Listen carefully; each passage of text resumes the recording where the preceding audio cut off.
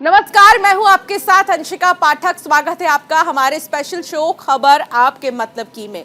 इस शो में हम आपको ऐसी खबरों से रूबरू कराते हैं जिनका सरोकार सीधे आपसे है, जिनका असर सीधे आपके जीवन पर पड़ता है। ऐसी खबरें जिनका जानना आपके लिए बहुत फायदेमंद और जरूरी भी है। तो चलिए शुरुआत करते हैं खबर आपके मतलब की।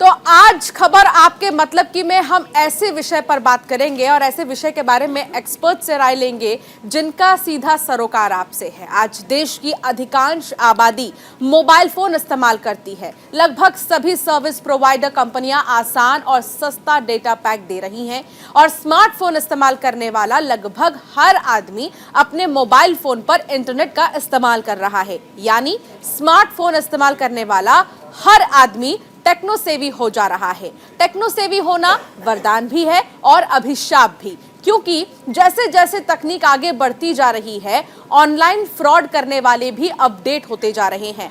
मैसेज भेजकर अकाउंट खाली कर देने के कई खबरें आपने देखी और पढ़ी होंगी, लेकिन इस प्रोग्राम में हम आपको मोबाइल फोन पर हो रहे ऑनलाइन फ्रॉड करने के तरीके और उससे बचने के उपाय बताएंगे, क्योंकि कुछ समय बाद एक्सपर्ट्स हमारे साथ जुड़ेंगे और उनसे हम जानेंगे कि आखिर कैसे इससे बचा जा सकता है। लेकिन उससे पहले एक रिपोर्ट आप देखिए।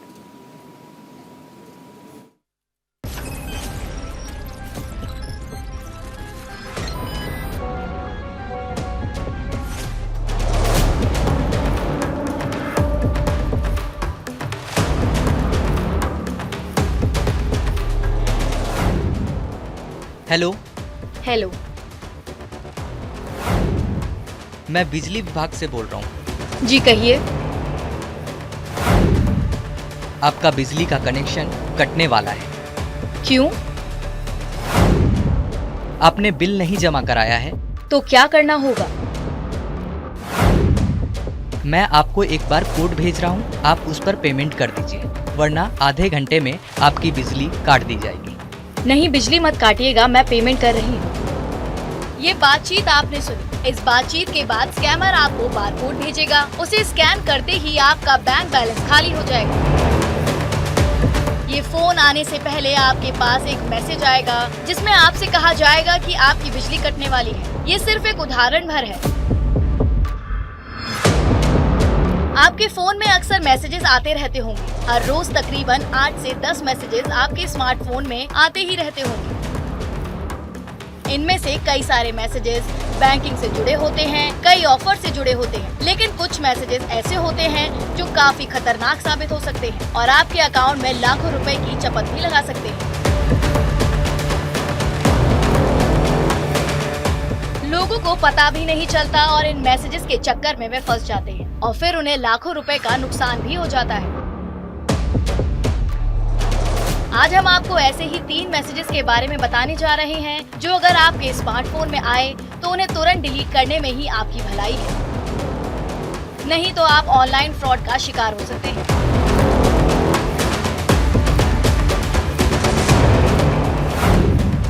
अगर आपको फोन पर मैसेज आता है कि आपने कैश जीत लिया है या आपकी लॉटरी लग गई है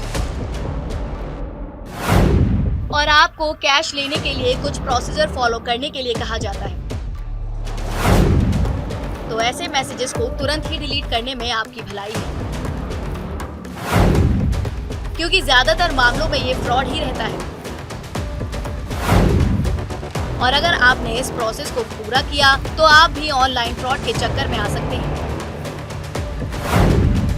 और लाखों रुपए गंवा सकते हैं।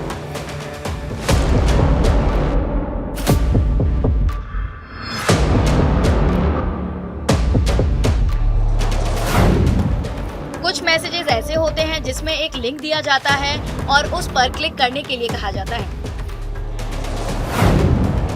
आपको कुछ समझ में नहीं आता और आप इन्हें ओपन कर देते हैं। लिंक ओपन करने पर आपसे जुड़ी हुई जानकारियां मांगी जाती हैं, जिन्हें भरने पर आप फ्रॉड का शिकार हो सकते हैं।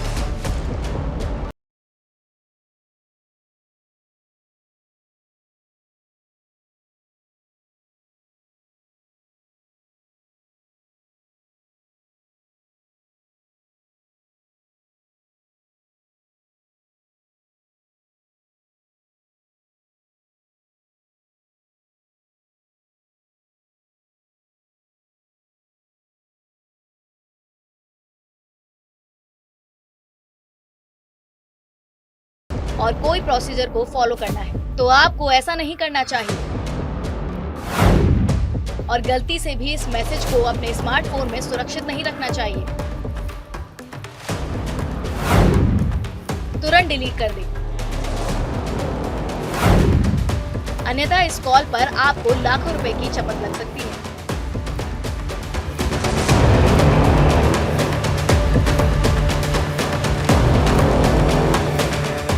ये सब साइबर क्राइम है। जैसे जैसे दुनिया टेक्नो सेवी होती जा रही है, वैसे वैसे साइबर क्राइम के इतने नए नए तरीके सामने आते जा रहे हैं कि संभल कर रहना बहुत जरूरी हो गया है।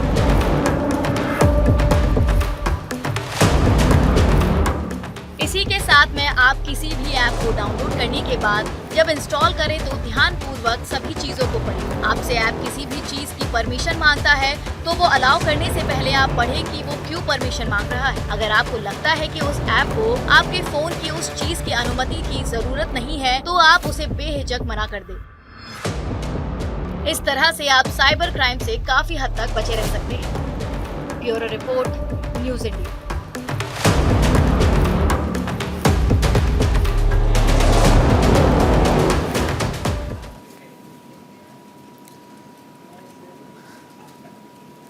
तो देखा आपने कि आखिर कैसे ऑनलाइन ठगी की जाती है, ऑनलाइन फ्रॉड किया जा रहा है। ऑनलाइन फ्रॉड के केसेस लगातार बढ़ रहे हैं क्योंकि आज के समय में इंटरनेट हर किसी के पास है और आज के इस दौर में लोग जो है फ्रॉड करने से बाज नहीं आ रहे हैं। इस मुद्दे पर और बात करने के लिए हमारे साथ जुड़ रहे हैं मयंक राज जायसवाल।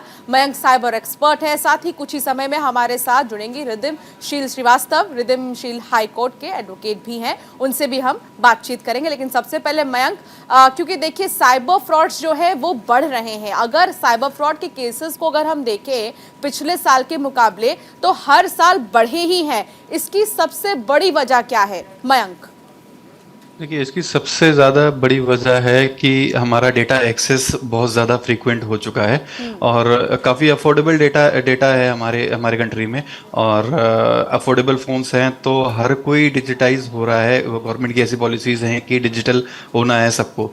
तो ये सबसे बड़ा एक रीज़न है कि जो मैच्योर नहीं भी है वो भी ऐसी एप्लीकेशंस यूज़ कर रहा है और डिजिटल ट्रांजैक्शंस कर रहा है जिसकी वजह से वो शिकार इसका हो रहा है, जिसको साइबर की नॉलेज नहीं है किस तरीके से फ्रॉड होते हैं। जब फिजिकल फ्रॉड तो उसको पता है कि कोई उसकी पासबुक ले रहा है, कोई से चेक बुक ले रहा है, साइन करा रहा है तो वो अलर्ट हो जाता है। लेकिन साइबर के केस में किस तरह से फ्रॉड होते हैं वो अभी उसको नहीं पता है। और डेटा इतना हमारे यहाँ अफोर्डेबल है कि हर कोई डिजिटाइज होना चाहता है। यह एक मुझे लगता है एक बहुत बड़ा कारण है जिसकी वजह से सबसे ज़्यादा यहाँ पे ऑनलाइन फ्रॉड्स हो रहे हैं। लेकिन मयंक जी देखिए, एक चीज और मैं आपसे समझना चाहूंगी। आज के इस दौर में एक फोन कॉल आता है जिसमें कहा जाता है कि आप लकी ड्रॉ के विनर हैं या फिर आपकी लॉटरी लग गई है या एक बारकोड भेज दिया जाता है या फिर एक लिंक के जरिए भी अकाउंट को खाली किया जा रहा है।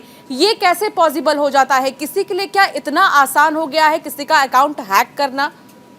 जी देखिए, अगर सबसे पहली बात, अगर आपका फ़ोन अपडेटेड नहीं है, सिक्योरिटी अपडेट्स नहीं है, तो जो पुराने फ़ोन्स हैं, पुराने जिसमें सिक्योरिटी अपडेट्स नहीं है, अपडेटेड फ़ोन्स नहीं है, उनको टारगेट किया जाता है वाया लिंक भेज के, जिससे उनके फ़ोन में बैकडोर इंस्टॉल किया जा सके। अगर ये जो बहुत ऐसे पॉपुलर अटैक्स हैं जिनको कंपनीज ऑलरेडी फिक्स कर चुकी हैं, लेकिन जो साइबर अवेयरनेस ना होने की वजह से हम अपना फ़ोन अपडेट नहीं करते हैं, जो कि हम उन फ्रॉडस्टर्स के टारगेट में हमेशा रहते हैं। तो मतलब ये आप इसको ऐसे समझ लें कि ये इतना आसान है कि एक सिर्फ लिंक से आपके फ़ोन की सारी डिटेल्स, और वो इंस्टेंट ही नहीं और आने वाले आगे समय में भी फ्रॉडस्टर्स के पास हमेशा जाती रहेगी। क्योंकि लिंक की यहाँ बात हो रही है तो मैं आपसे ये समझना चाहूंगी कि किस तरह के लिंक अगर हमारे फोन पर मैसेज के थ्रू आते हैं या कहीं हमें दिखाई देते हैं तो हमें उसे क्लिक नहीं करना चाहिए। देखिए, सबसे पहली बात तो लिंक कोई भी हो हमें क्लिक नहीं करना अनलेस एंड अनटिल वो ट्रस्टेड हो। अब ट्रस्टेड हम कैसे मानेंगे? उससे पहली बात कि आपको ये मान के चलना है आप इतने लकी नहीं हो कि आपको कोई लॉटरी लगेगी। है ना। आप ऑफिसेज में जाते हो, फॉर्म भरते हो, किसी किसी प्रोसेस को आपने फॉलो पहले किया है तो उसका आपको आउटपुट मिलता है। अगर आपको अनवांटेड कोई ऐसा मैसेज आ रहा है, आपको लॉटरी लग गई है, बिना कुछ किए घर बैठे सिर्फ आप डेटा डला रहे हो और आपको मैसेज आ रहा है कि आपको लॉटरी लग गई है, तो ऐसा कुछ भी नहीं होता आज के समय में। नथिंग इज फॉर फ्री, है ना। आपको कोई लॉटरी नहीं लगेगी। तो अगर कोई भी आपके पास लिंक आया है और वो ट्रस्टेड नहीं है तो आपको उसको बिल्कुल भी क्लिक नहीं करना है। ये पहली बात है। दूसरी बात, अगर कोई आपने लेट्स सपोज कोई आपने पॉलिसी कराई है या आपने कोई परचेज किया है या कुछ भी किया है और वो लिंक आता है ट्रस्टेड, आपको लगता है कि हाँ ये एक्टिविटी आपने करी थी जिसकी वजह से वो ये लिंक आया है, तो ही आपको उसको क्लिक करना है। और वो सारे हमेशा हर एक स्टेप पे आपको सतर्क रहना है कि क्या जो मैंने एक्टिविटी करी थी उसके लिए ही ये मुझसे पूछा जा रहा है या फिर नहीं पूछा या फिर नहीं। देखिए, लिंक की पहचान बहुत ज़्यादा ज़रूरी है और ठीक इसी तरह मयंक जी मैं आपसे समझना चाहूँगी कि वो कौन से ऐसे डॉक्यूमेंट्स हैं जिनको यूज़ करने के पहले यूज़र्स को ये समझना पड़ेगा कि क्या ये हमारे लिए सेफ है या अनसेफ है, ऑनलाइन अगर कोई चीज़ किया जा रहा है तो। जी, देखिए सबसे पहली बात कि आपको कोई भी ट्रांजैक्शन करना है या एक्टिविटी करनी है वो ट्रस्टेड ऐप से ही करनी है। कोई भी थर्ड पार्टी ऐप्स जो कि आपको लेट्स सपोज कि आपको ब्यूटिफिकेशन ऐप हो गई, आपके चेहरे को बहुत सुंदर बना देती है, या फिर आपको कोई यूटिलिटी ऐप, इन सबों का इस्तेमाल आपको बिल्कुल भी नहीं करना है जो आपसे अनवांटेड परमिशंस मांगती हैं। लेट्स सपोज कि आपकी कोई एक ऐसी एप्लीकेशन है जो आपको आपके हिसाब किताब में मदद करती है, लेकिन वो कहती है कि उस पर आपको फ़ोन का एक्सेस चाहिए, आपकी रिकॉर्डिंग का एक्सेस चाहिए, आपकी गैलरी का एक्सेस चाहिए, तो ये एक अलर्ट है कि उसको ऐसी चीज़ों का क्योंकि उस ऐप का ये काम ही नहीं है। तो इस तरीके की चीज़ें। और दूसरी चीज़ जो फाइनेंशियल ट्रांजैक्शन वाली चीज़ें हैं वो आपको हमेशा सिर्फ और सिर्फ ट्रस्टेड ऐप्स पे ही करनी है। जैसे आपकी बैंक की एप्लीकेशन हो गई, सिर्फ आपको उस पर करनी है, या ट्रस्टेड सोशल मीडिया हो गए, या ट्रस्टेड आपकी ई कॉमर्स वेबसाइट हो गई, उन पे ही करना है। ऐसा भी नहीं है कि कोई चीज़ अगर आपको किसी ई कॉमर्स वेबसाइट पे सस्ती मिल रही है तो वो सही है, ऐसा नहीं है। अच्छा, ये हो तरीके सकता भी है ये एक आपके बार लिए आप जरूर बताएं मयंक जी। मैं आपसे उन तरीकों के बारे में भी समझना चाहती हूँ कि हैकर्स कौन से तरीके अपनाते हैं हैक करने के लिए अकाउंट, कैसे वो बात करते हैं या फिर वो क्या ऐसी चीजें भेजते हैं, जरूर ये भी बताएं ताकि जो हमारे व्यूअर्स हैं अगर उनके पास ऐसी कॉल आए या कोई अगर इस चीज की बातें कर रहा है तो सतर्क हो जाए हमारे व्यूअर्स। जी, देखिए दो तरीके के अटैक होते हैं। एक तो टारगेटेड अटैक होता है और एक फिशिंग अटैक होता है। तो आजकल जो नॉर्मल जनता है जो बहुत ही हाई वैल्यूड पर्सन नहीं है उसके ऊपर फिशिंग अटैक आता है जो कि ऑटोमेटिक बॉट्स के थ्रू होता है। ये बॉट क्या है कि ये कमांड एंड कंट्रोल से कंट्रोल होते हैं और ये जेनरिक मैसेज हमेशा फ्लोट करते हैं और इनमें सीक्वेंस बना होता है कि अगर किसी ने भी क्लिक किया तो उसको ये सीक्वेंस फॉलो कराएंगे। अगर बाई चांस वो बॉट पकड़ा जाता है वो सेल्फ डिस्ट्रॉयबल होता है, वो अपने आप को डिस्ट्रॉय करके अपना एविडेंस मिटा देता है, तो कुछ भी उसमें आप नहीं कर सकते। दूसरा अटैक है टारगेटेड अटैक, जो कि जैसे आपने कुछ दिन पहले सुना होगा एक काफ़ी पेगासस के बारे में आपने सुना होगा कि काफ़ी उसकी बातें चली थी। वो एक टारगेटेड अटैक है कि आपको फ्रेम किया जाता है कंप्यूटर में, आपकी एक्टिविटीज़ ट्रैक की जाती हैं, आपको ऐसी चीज़ें भेजी जाती हैं जो आपके ही रेलिवेंट है। अगर आपने देखा होगा, आप कोई भी गूगल सर्च कर लो किसी भी चीज़ का, लेट्स सपोज आपको एक स्वेटशर्ट, ठंडी का मौसम आ रहा है, आपको स्वेटशर्ट खरीदनी है, आपने गूगल पर सर्च कर लिया तो एन नंबर ऑफ एप्लीकेशन पे आपको उसी तरीके की ऐड दिखने लग जाती हैं। तो आपका ये मन भाप के आपको वैसी चीज़ें दिखाता है जिसकी वजह से आप उस लिंक पे क्लिक करो, और क्लिक करोगे तो आप उनके सर्वर से कनेक्टेड हो और वो आपका डेटा निकालना स्टार्ट कर देते हैं। एक बार आपसे ट्रस्ट बन जाता है, आपको ऐसे फिर लिंक भेजा जाता है पेमेंट की। ऐसा देखने में लगता है कि आपको पेमेंट आ रहा है, जबकि ऐसा होता नहीं है। आपकी यूपीआई ऐप खुलती है, आप अपना देखिए पेमेंट करने का और रिसीव करने का एक ही तरीका, आप यूपीआई कोड डालते हैं तो आपको पेमेंट आपकी कट जाती है। हाँ। तो हम इस नोशन में रहते हैं कि हमें जल्दी हमें ये रिवॉर्ड आ जाएगा, तो हम अपना यूपीआई कोड डाल देते हैं, जबकि हम उस स्क्रीन पे बिल्कुल साफ साफ लिखा होता है कि this amount will be deducted from your account. हम उसको ध्यान नहीं देते और हम यूपीआई पिन डाल के, और जब एक बार पैसे कट जाते हैं फिर ये प्रोसेस इतना लंबा है कि पैसे वापस आने में समय लग जाता है, तो हम फ्रॉड का शिकार हो चुके होते हैं उस समय तक। अच्छा मयंक, देखिए आज के समय में लोग कैश बहुत कम लेकर चलते हैं, बहुत कम ही ऐसे लोग हैं जो आजकल ट्रांजैक्शन कैश से करते हैं, लेकिन मोस्टली लोग जीपे यूज़ करते हैं, फ़ोन पे यूज़ करते हैं, तमाम जो एप्लीकेशंस हैं ऑनलाइन पेमेंट के वो यूज़ करते हैं। क्या excess of online payment use करना भी एक फ्रॉड के लिए एक खड़ा करता है सिचुएशन? देखिए दोनों केसेस हैं कि आप अगर एक्सेस उसको यूज़ कर रहे हैं और आप अगर सतर्क हैं सतर्क हैं। आप स्टेप बाय स्टेप बहुत जल्दी जल्दी ये चीज़ें नहीं करते और देखते हैं कि हाँ आपके अकाउंट से पैसे डिडक्ट हो रहे हैं या फिर आ रहे हैं, तो चीज़ें ठीक हैं, और वो आप ट्रस्टेड ऐप्स के थ्रू करते हैं, गूगल पे, फ़ोन पे, इन ट्रस्टेड ऐप्स के थ्रू करते हैं। बहुत सारी ऐसी एप्लीकेशंस हैं जो कि आपको यूपीआई ट्रांजैक्शंस प्रोवाइड करती हैं, बट मुझे नहीं लगता कि आप हमें उनसे अभी ऐसे ट्रांजैक्शंस करने चाहिए, बिकॉज वो ट्रस्टेड नहीं है, ना ही सिक्योरिटी पैरामीटर्स पे इतनी ज़्यादा खरी उतरती हैं।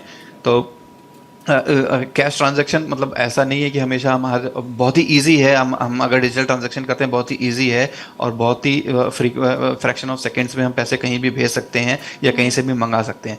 बट साइबर अवेयरनेस इस बारे में होनी बहुत ज़्यादा ज़रूरी है कि हम जो कर रहे हैं वही एक्शन में ला रहे हैं, वही परफॉर्म कर रहे हैं अपने फ़ोन पे। ऐसा ना हो कि किसी ने आपको हाल फिलहाल में आपने देखा होगा ऐसे फ़ोन कॉल आते हैं कि आपको ये रिफंड आना है, तो मैं आपको एक लिंक भेज रहा हूँ, आप उस पर क्लिक कर लीजिए, ये रिफंड आ जाएगा। जबकि ऐसा नहीं होता। आपको वो लिंक आएगा, आप सोचोगे कि आपको तो रिफंड आना था, रिफंड आ रहा है 2,000 रुपये, 4,000 रुपये रिफंड आ रहे हैं। आपकी स्क्रीन यूपीआई ऐप खुलती है, उसमें लिखा होता है बाकायदा कि 4,000 रुपये, और नीचे लिखा होता है छोटा सा कि this amount will be deducted from your account. हम उसको ध्यान नहीं देते, हम अमाउंट पे ध्यान देते हैं, अरे 4,000 रुपये आ रहे हैं हमारे, हम जल्दी से अपना यूपीआई पिन डालते हैं और सबमिट कर देते हैं।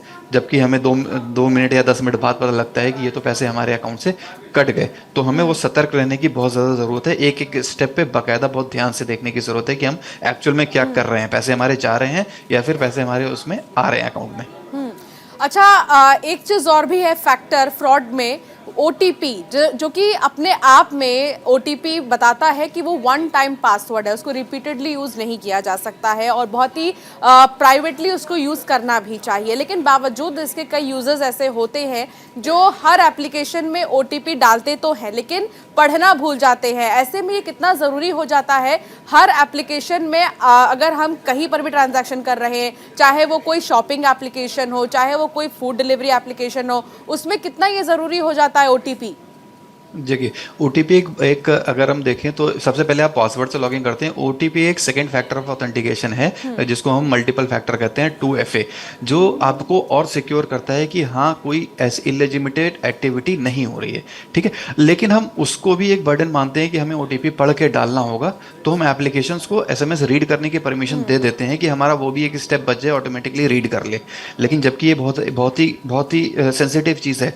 अगर एप्लीकेशंस ऑटोमेटिकली मैसेजेस रीड करेंगी तो वो ट्रांजैक्शंस भी गो थ्रू हो सकती हैं ऑटोमेटिकली, जबकि हमें ऐसा नहीं करना चाहिए। एप्लीकेशंस को SMS रीड करने की परमिशन नहीं देनी चाहिए। ओटीपी डालना बहुत ही थोड़ा से समय का काम है। अगर ओटीपी आया आप मैनुअली डाल सकते हैं, लेकिन हम क्या करते हैं कि सारी एप्लीकेशंस को SMS रीड करने की परमिशन दे देते हैं और वो इतना स्मूथ ट्रांजैक्शन होता है, हमें लगता है कि बहुत अच्छा हुआ, लेकिन ऐसा करना नहीं चाहिए। हमें ओटीपी ना ही किसी को हमें फ़ोन पे बताना चाहिए अपना ओटीपी, और ना ही ऑटोमेटिकली ओटीपी रीड करने की परमिशन देनी चाहिए एप्लीकेशंस को, जिससे कि कोई भी घटना हमारे साथ घटे।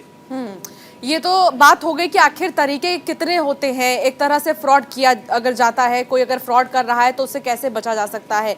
लेकिन मेरा सवाल अब उस चीज़ को लेकर होगा मयंक जी कि फ्रॉड तो होते हैं और अलग अलग तरीके से फ्रॉड होते हैं। अगर कोई इस फ्रॉड का शिकार हो जाता है तो वो कैसे इस चीज़ से ओवरकम करे, वो क्या वो चीज़ें करे जिससे उसकी चीज़ें वापस आ जाए? देखिए, गवर्नमेंट ने इसके ऊपर एक साइबर सेल क्रिएट किया है जिसमें आप कंप्लेन कर सकते हैं। आई थिंक उसका 1090 नंबर है, एग्जैक्टली मुझे याद नहीं आ रहा। तो आप उस पर कंप्लेन कर सकते हैं, बट कंप्लेन की संख्या इस समय इतनी ज़्यादा है कि वो आपकी कंप्लेन की सुनवाई होने में और एग्जीक्यूट होने में इतना समय लग जाता है कि अमूमन उतना जल्दी पैसा नहीं आ पाता वापस, या फिर आपका वो केस रिजॉल्व नहीं हो पाता। लेट्स सपोज कि आप एक टारगेटेड यूजर हो और आपके ऊपर अटैक हुआ है साइबर और आपके पैसे कट चुके हैं, और वो अटैकर ऐसी जगह पे बैठा है जिसको कैच कर पाना बहुत ही मुश्किल है, और आपके पैसे दूसरे अकाउंट में जा चुके हैं और वहां से इनकैश हो चुका है। तो दूसरी बात है, यूज़र ये भी सोचता है कि अगर मैं बाहर बताऊंगा तो थोड़ा सा वो उसकी इमेज पे थोड़ा सा वो लगेगा। तो इस वजह से कई बार यूज़र्स उस चीज़ को बताते भी नहीं हैं। अगर आप देखें तो हमारे देश में ऑनलाइन फ्रॉड की संख्या बहुत तेज़ी से बढ़ रही है, काफ़ी तेज़ी से एक्सपोनेंशियली बढ़ रही है, और ये तो केस वो हैं जो हमारे सामने आ रहे हैं।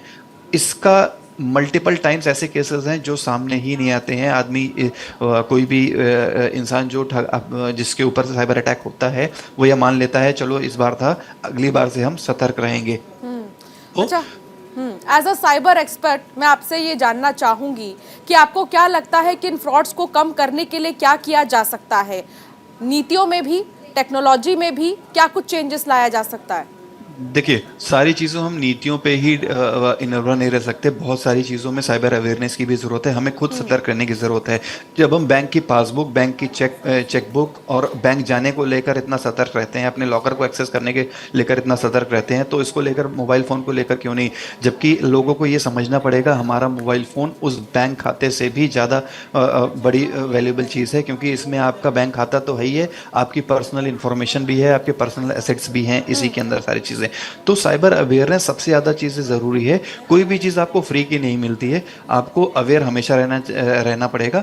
दूसरी चीज़, आपको कुछ ऐसे पैरामीटर्स हैं जो हमेशा फॉलो करके रखने हैं। जैसे आपको अपने पासवर्ड्स रेगुलर इंटरवल पे चेंज करके रखने हैं। जी। आपको सेम पासवर्ड, ऐसा हम क्या करते हैं, मल्टीपल साइट्स पे सेम पासवर्ड यूज करते हैं। तो आप इसको अगर ध्यान से देखें, अगर कोई एक साइट कॉम्प्रोमाइज होगी, आपकी ईमेल आईडी तो कॉमन है, अगर कोई भी एक साइट कॉम्प्रोमाइज होगी तो इसका मतलब आपकी पूरी सारी जितनी भी अकाउंट्स हैं दूसरे वेबसाइट पे, वो भी कॉम्प्रोमाइज्ड हैं। तो आपको सेम पासवर्ड भी नहीं यूज करना है, आपको पासवर्ड रेगुलरली चेंज करके रखना है। आप पासवर्ड मैनेजर का यूज करें, आपको अगर पासवर्ड याद नहीं रहता।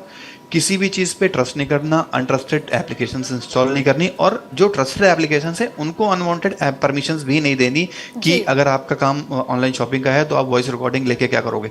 I will not guarantee the permission of voice recording. तो ये कुछ ऐसी चीज़ें हैं जिसको यूपीआई ऐप्स बहुत ज़्यादा ध्यान से यूज़ करना है। अपना यूपीआई कोड डालने से पहले हमें देखना है कि पैसे डिडक्ट हो रहे हैं कि या फिर आ रहे हैं। क्यूआर कोड स्कैन करने से पहले हमें बहुत ज़्यादा सतर्क रहना है कि उस पर मैसेज क्या लिखा हुआ है, पैसे द मनी इज डिडक्टिंग और या फिर हम रिसीव कर रहे हैं। तो ये कुछ ऐसी बहुत बेसिक सी चीज़ें हैं जो हमेशा हमें ध्यान रखनी है।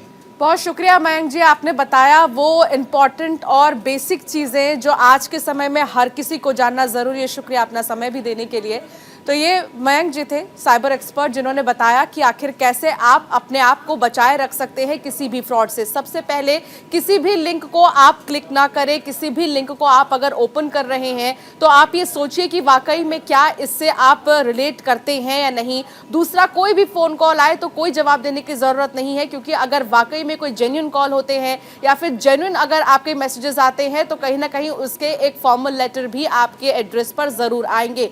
तीसरी चीज़, अगर आप कहीं पर भी ऑनलाइन पेमेंट कर रहे हैं खासतौर पर, तो उसका आपको ख्याल रखना होगा। बार बार आपको कहीं पर भी एक ही जगह ट्रांजैक्शन करने की जरूरत नहीं है। चौथी चीज भी मयंक जी ने बताया, एक्सपर्ट्स ने बताया कि किस तरीके से आप अगर किसी भी आईडी को लॉगिन कर रहे हैं, आपके अलग अलग अकाउंट्स है सोशल मीडिया पर, या फिर आप अगर जीमेल पर भी कोई अकाउंट बना रहे हैं, तो जरूरी नहीं कि आप हर अकाउंट का एक ही पासवर्ड रखें। हालांकि ये समस्या जरूर आती है कि पासवर्ड भूलने के डर से एक ही पासवर्ड हम रखते हैं, लेकिन इस चीज का आप ख्याल रखें तो इससे आप जरूर बच सकते हैं। और साइबर फ्रॉड ऐसा फ्रॉड जो आपके पूरे खाते को, पूरे अकाउंट को खाली कर सकता है। इसीलिए सावधान रहे, सतर्क रहे। ये स्पेशल बुलेटिन हम आपके लिए लेकर आते हैं क्योंकि ये खबर आपके मतलब की है। फिलहाल इस बुलेटिन में इतना ही। आप बने रहिए न्यूज़ इंडिया के साथ।